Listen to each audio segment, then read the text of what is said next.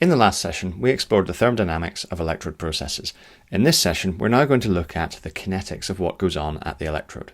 So we looked at what happens when we have equilibrium established at the electrodes. But now let's consider what happens when we allow a current to flow at the electrodes. So we've established what happens with electrochemical equilibria, but now what we're going to do is explore what happens when we disturb that equilibrium by applying an external potential.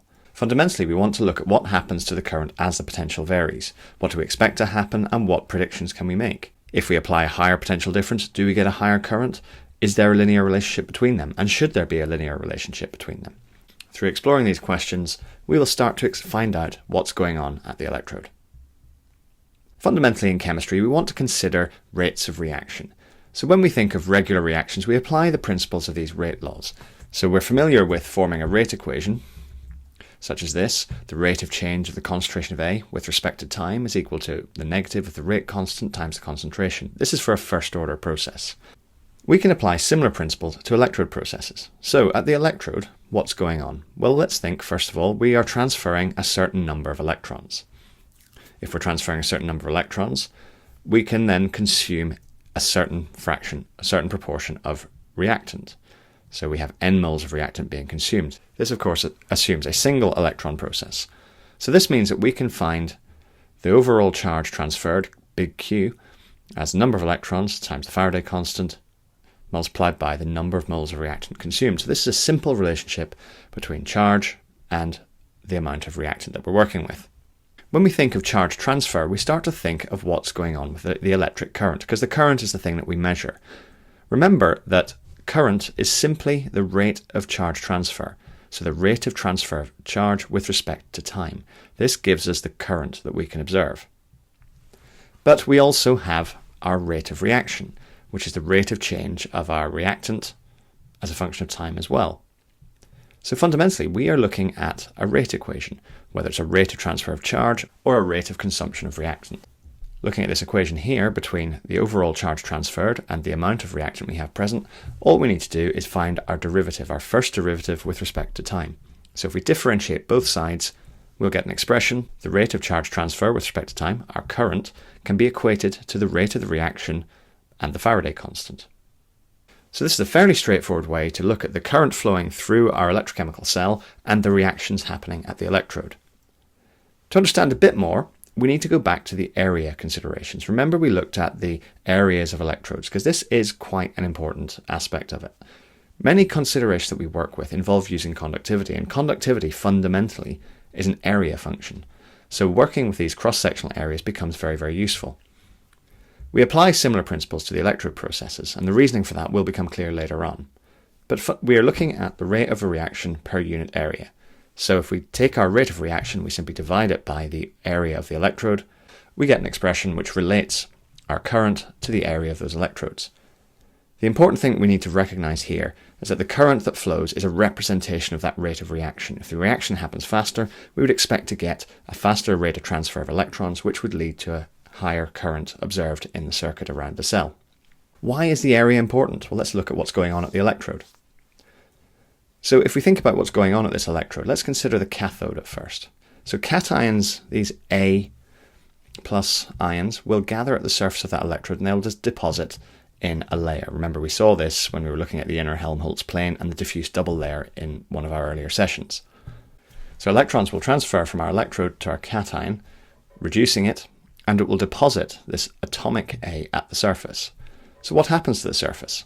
So as each layer of cations is deposited at the surface and fundamentally reduced, this surface will advance. So as each layer gets there, we extend the electrode surface.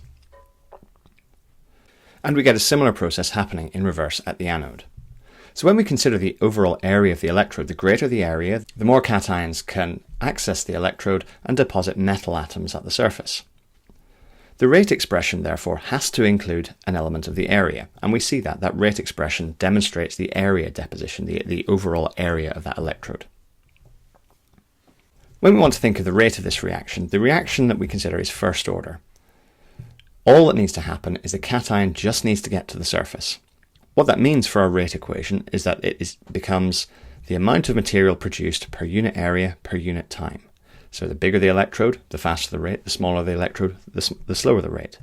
So if we have a larger electrode area, we get more sites, and larger area, as we've said, gives us a higher rate.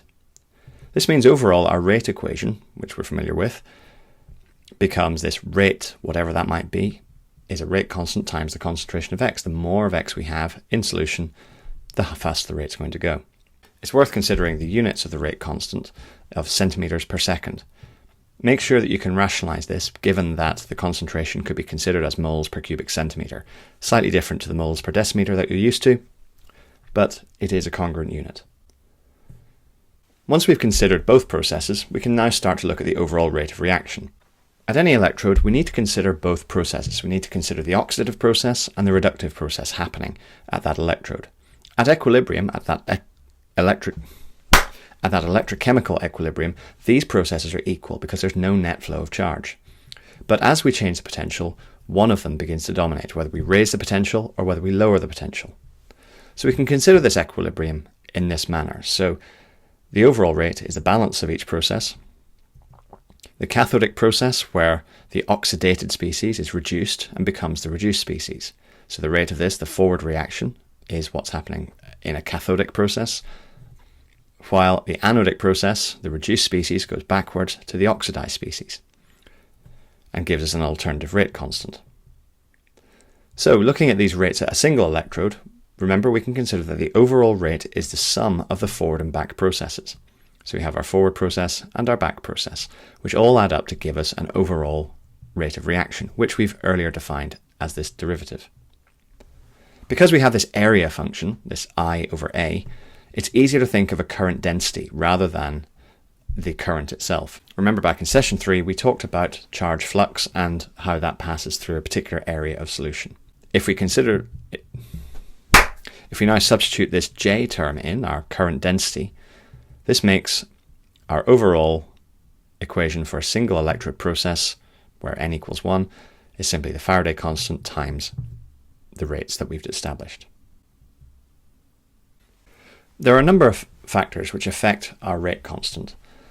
The main one we're going to be looking at is the effect of the applied potential, but there are a number of things that can affect it, whether it's looking at temperature effects or potential effects. Remember also that your rate constant depends on the energies of activation, so this is something you're familiar with from your Arrhenius relationship. This delta G dagger is the energy of activation. You previously knew it as EA, but you'll find it in textbooks much as delta G dagger. A fraction of this free energy helps the oxidation, so one proportion of it enhances the oxidative process, but the remaining fraction of that delta G inhibits the reduction, so it blocks reduction from happening. This leads us to the Butler-Volmer relation, which simply relates our observed current density to the oxidative process and the reductive process, where we have this enhancement of oxidation due to alpha, while the remaining is the inhibition of the reductive process. It's worth briefly drawing your attention to the fact that we have introduced another symbol. So we've introduced this eta term, which we've seen already to represent a viscosity, but in this case it represents an overpotential. If you're ever in any doubt as to what the symbol might mean, look at the units. Remember that the overall units of this expression have to go to 0. So the overpotential here is measured in volts, and that will allow your units to cancel. So what is this overpotential? Well, put simply, the overpotential is the difference between the equilibrium potential and the actual potential at an electrode. So if you think of your equilibrium cell potential, you can calculate that. Remember, we did that in part 2. But the difference, once we find our equilibrium cell potential, we simply subtract that from the applied potential, what we're applying to that particular electrochemical cell. We can apply that potential from a voltage source, whether it's a battery or a potentiostat, and this has an effect on the Fermi level, as we spoke about in the last session. If we have a positive overpotential, that creates a higher potential, which has the effect of lowering the electron energy. So the Fermi level decreases, and that reduces the free energy barrier for oxidation. So our species then can easily be oxidized at the electrode, and that's how our reaction proceeds. However, if we create a negative overpotential, it creates a lower potential, which increases the electron energy. It has the effect of raising the Fermi level. Once we have raised the Fermi level, it reduces the free energy barrier for reduction, so our material is then reduced at the electrode. To summarize our overview of the kinetics of electrodes, We have to consider the fact that the rates of oxidation and reduction depend on the available surface area. We manage this by using our current density, this J term, which is simply the current flowing divided by the area available in the electrodes. Rates are first order at that electrode surface. This allows us to very easily and simply qualify what's going on at the electrode. At equilibrium, no current flows around our cell. So we have this constant exchange of charge at an electrode interface where the rate of reduction is equal to the rate of oxidation. So the charge transfer cancels out on both sides. Once we start applying potential, we start to change the rate of what's going on at that electrode. If we have a positive overpotential, i.e. we have a more positive potential than the equilibrium state, we will get oxidation of the species favoured at that electrode. While if we lower the potential, if we have a negative overpotential, it will favour the reduction of what's going on. Once we've applied that potential, if we then complete the circuit, we then satisfy the conditions and a current will flow from the anode to the cathode and will do electrical work as it does so.